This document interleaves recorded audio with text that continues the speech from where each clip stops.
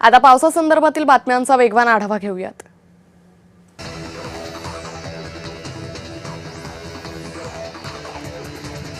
चिपळूणमध्ये मुसळधार पावसामुळे पंचायत समितीसमोर झाड कोसळल्यानं 4 ते 5 वाहनांचं मोठं नुकसान झालं। रत्नागिरी जिल्ह्यात पावसाचा जोर कायम आहे। पुढील 3 दिवस मुसळधार पावसाचा अंदाज वर्तवण्यात आलेला आहे। भिवंडी शहरातील तीनबत्ती भाजी मार्केट परिसरात पाणी साचले। पावसाचा जोर जर कायम राहिल्यास अनेक भागांमध्ये पाणी शिरण्याची दाट शक्यता निर्माण झाली आहे।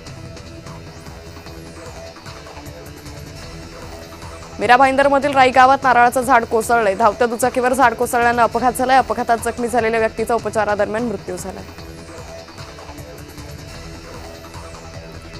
खेड तालुक्यात सुरू असलेल्या संततधार पावसाचा परिणाम जगबुडी नदीवर दिसून येतोय। नदीपात्रात पाण्याची आवक वेगानं सुरू असल्यानं प्रशासनानं नदीकाठच्या गावातील नागरिकांना सतर्कतेचा इशारा दिलाय।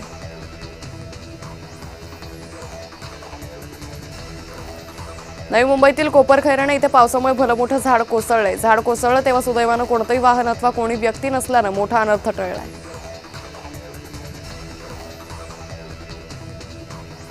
कळव्यातल्या मनीषानगर परिसरात झाड कोसळल्याची घटना घडली आहे। रस्त्याच्या मधोमध झाड कोसळल्यानं काही काळ वाहतूक कोंडी झाली होती, त्यामुळे स्थानिक नागरिकांचे हाल झाले।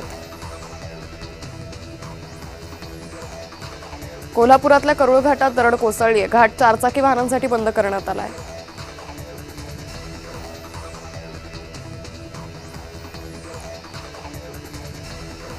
भिवंडी शहराला पाणीपुरवठा करणारा वराळा